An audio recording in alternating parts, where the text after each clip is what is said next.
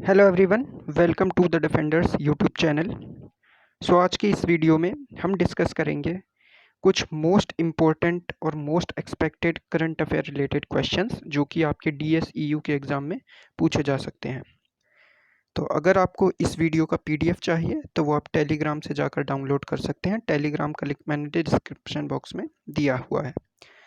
तो आज की वीडियो जो कि होगी हमारे most expected questions based on current affairs, उसको शुरू करते हैं।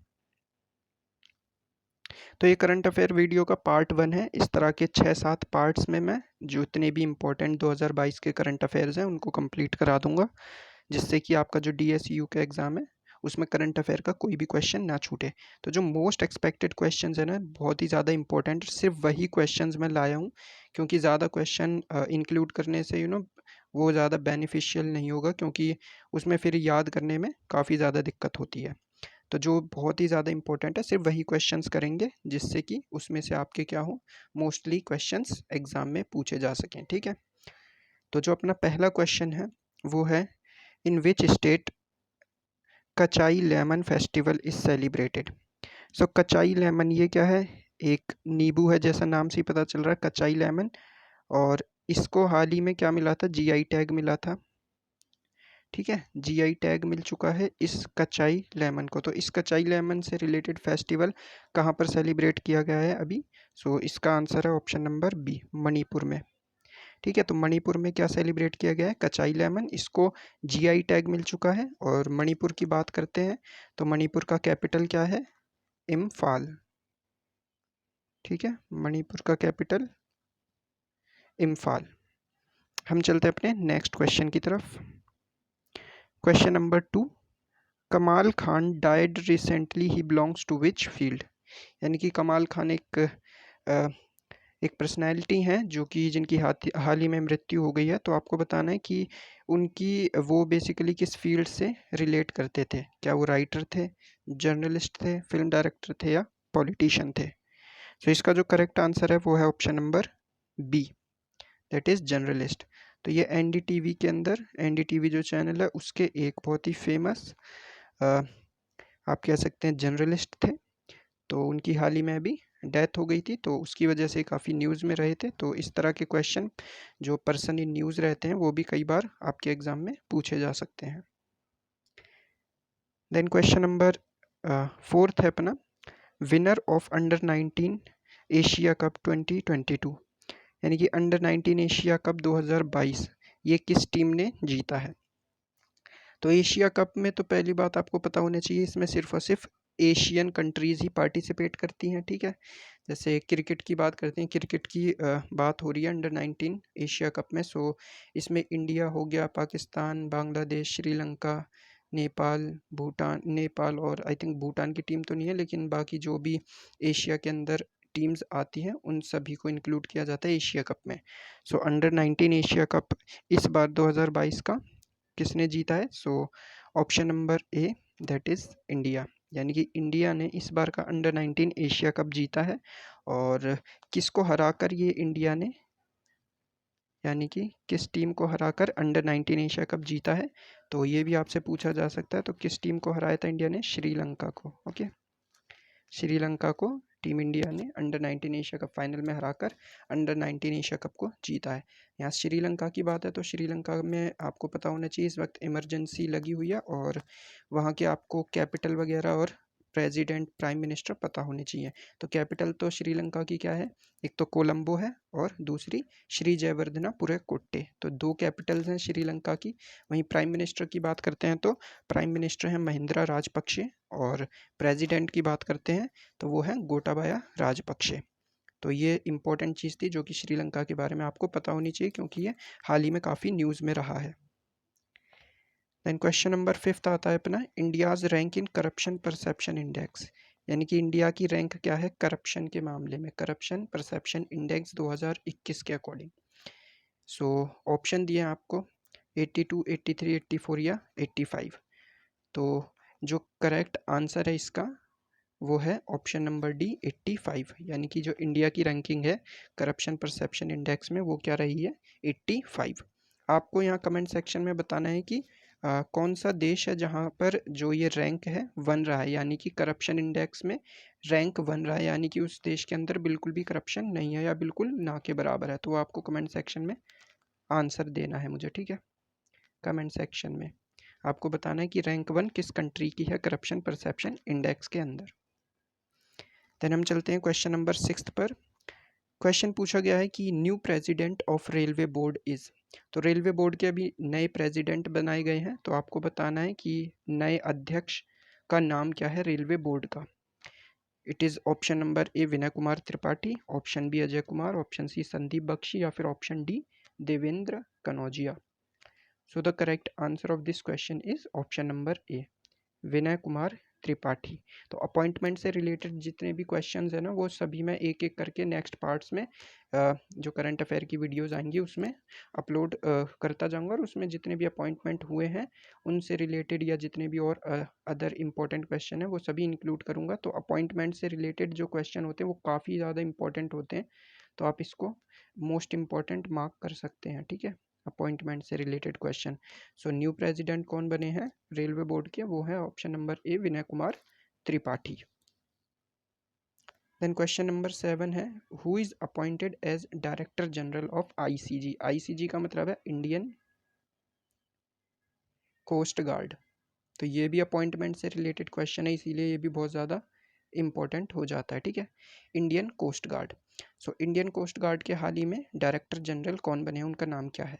तो देखिए, जहाँ तक बात है आर हरि कुमार की, तो ये तो हाल ही में नेवी के चीफ बने हैं, ठीक है, नेवी के चीफ। बात करते हैं मनोज पांडे की, तो ये अभी अभी आर्मी के चीफ बने हैं, ठीक है, आर्मी के चीफ। वी आर चौधरी आपको पता होना चाहिए, ये इंडियन एयरफोर्स के चीफ हैं, चीफ मार्शल, ठीक है। और जो ऑप्शन सी है यानी कि वी एस पठानिया, तो वी एस पठानिया क्या है, हाल ही में डायरेक्टर जनरल बने हैं इंडियन कोस्ट गार्ड के। तो अगेन ये काफ़ी ज़्यादा इंपॉर्टेंट क्वेश्चन है। उसके साथ जितने भी ये बाकी के अपॉइंटमेंट है, बाकी भी मैंने बता दिया, आर हरि कुमार, मनोज पांडे और वी आर चौधरी, इनको भी आपको याद रखना है। देन क्वेश्चन नंबर 8 है अपना, highest football stadium in India is in which state. यानी कि जो हाईएस्ट फुटबॉल स्टेडियम है वो किस स्टेट में बनकर तैयार हुआ है।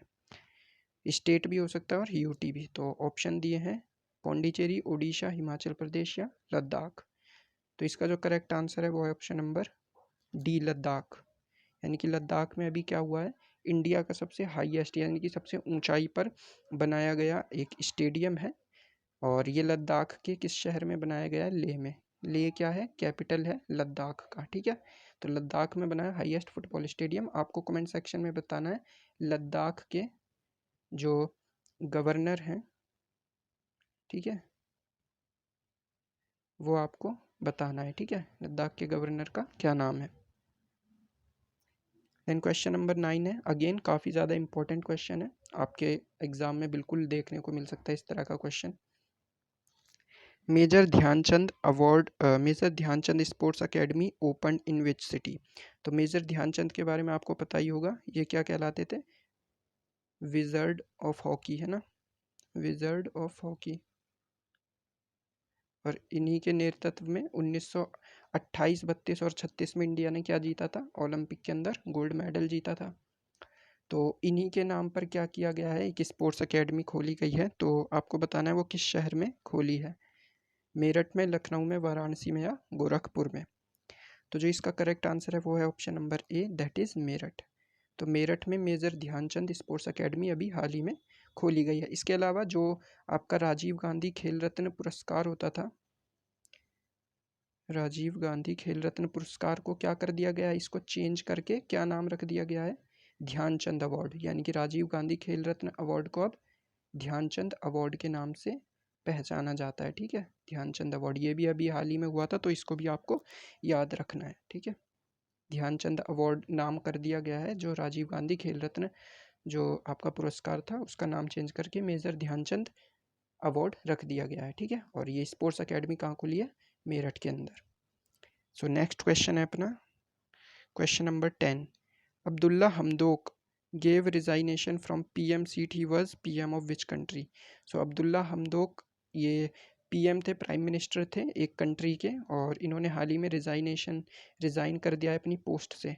तो आपको बताना है ये किस कंट्री के प्राइम मिनिस्टर थे। ऑप्शन ए है सूडान, ऑप्शन बी है South Sudan, option C Mali and option D Burkina Faso. तो इसका जो करेक्ट आंसर है वो होगा अपना ऑप्शन नंबर ए, सूडान। यानी कि अब्दुल्ला हमदोक कहाँ के प्राइम मिनिस्टर थे? सूडान के प्राइम मिनिस्टर थे, और हाल ही में इन्होंने क्या दे दिया है? रिज़ाइन कर दिया है अपनी पोस्ट से। अच्छा, सूडान आंसर है, तो सूडान का आपको कैपिटल मालूम होना चाहिए। इसका कैपिटल है खार्तूम। खार्तूम। वहीं साउथ सूडान का कैपिटल है आपका जूबा। ठीक है, तो ये इंपॉर्टेंट क्वेश्चन है अगेन। और सूडान कौन से कॉन्टिनेंट में आता है? तो ये आपको पता होगा, ये आता है अफ्रीका के अंदर, अफ्रीका। ठीक है, इसके अलावा जो साउथ सूडान है वो सबसे ज़्यादा न्यू, यानी कि जो नया कंट्री बना था 2011 में, यूएन के अंदर इसको मान्यता दी गई थी। यानी कि जो न्यूएस्ट कंट्री है यूएन की लिस्ट के अंदर, उसमें वो उस कंट्री का क्या नाम है? वो है South Sudan. Then question number 11 आता है अपना, which company has achieved 3 trillion market value recently. Again mark कर लीजिए, बहुत ज़्यादा इंपॉर्टेंट क्वेश्चन है कि किस कंपनी ने अभी 3 ट्रिलियन मार्केट वैल्यू को अचीव किया है, कौन सी वो कंपनी है। तो ये बहुत बड़ी अमाउंट है, 3 ट्रिलियन मार्केट वैल्यू। सो ये जो इंडिया है उसकी नॉमिनल जीडीपी से भी काफ़ी ज़्यादा है। सो एक बार ही देख लेते हैं हम क्वेश्चन नंबर 11 का आंसर क्या होगा। क्या वो शाओमी है? तो नहीं, ये गलत आंसर है। टेस्ला भी इसका रॉन्ग आंसर है, और माइक्रोसॉफ्ट भी इसका गलत जवाब है। तो जो सही जवाब है वो क्या है? एप्पल। यानी कि एप्पल वो कंपनी है जिसने हाल ही में 3 ट्रिलियन मार्केट वैल्यू को अचीव किया, और ऐसा करने वाली यह है पहली कंपनी बनकर आई है। तो अगेन बहुत ज़्यादा इंपॉर्टेंट क्वेश्चन था, इसको आप मार्क कर सकते हैं। Now who is the first women chief of ONGC? ONGC की फर्स्ट वुमेन चीफ कौन है? एक और अपॉइंटमेंट का क्वेश्चन। तो अपॉइंटमेंट के जितने भी क्वेश्चन है वो बहुत ज़्यादा इंपॉर्टेंट है। हाल ही में जितने भी इंपॉर्टेंट अपॉइंटमेंट हुए हैं, तो वो सभी क्वेश्चन मैं अलग अलग वीडियोज़ में लाता रहूँगा। तो आपको अपॉइंटमेंट वाले बहुत ही अच्छे से याद रखने हैं। ऑप्शन ए है रानी मौर्य, ऑप्शन बी रश्मि कुमार, ऑप्शन सी अलका मित्तल, या ऑप्शन डी रोहिणी सिंह। तो इसका जो करेक्ट आंसर है, जो ओएनजीसी की फर्स्ट वुमेन चीफ बनी है वो कौन है? अलका मित्तल। तो करेक्ट आंसर क्या हुआ? Option number C, Alka Mittal is the correct answer.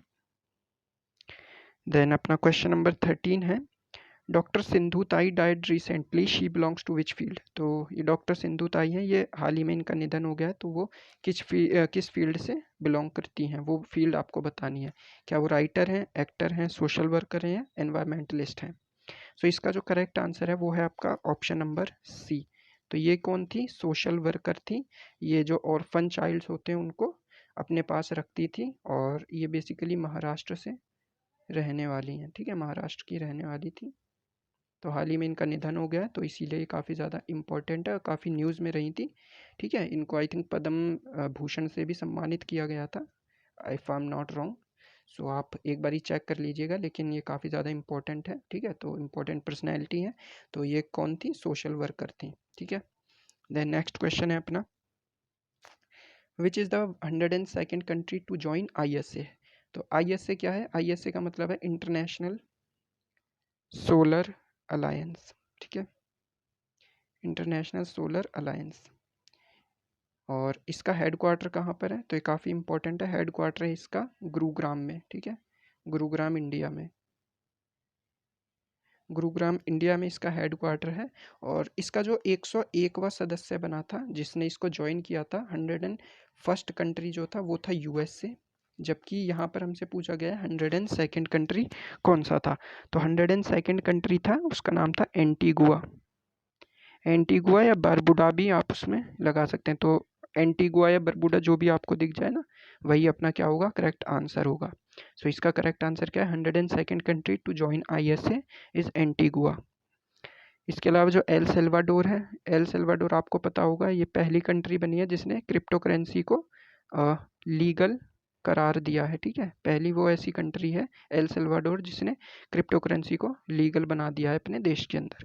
वहीं फिनलैंड की बात करें तो फिनलैंड का अगर कैपिटल पूछे कोई तो क्या है? हेलेंस्की।